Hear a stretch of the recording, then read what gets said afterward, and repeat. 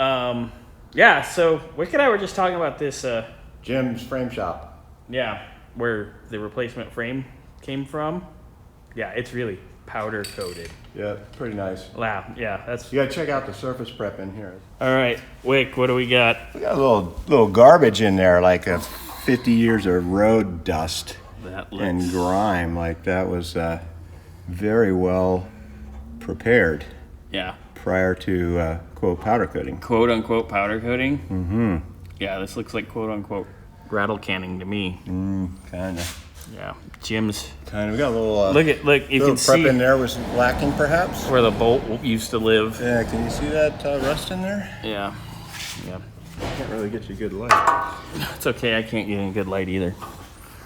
But yeah, it's nice. I think the only good light Jim had was He did. Bud Light. No, come on. Bud Light, Miller Light.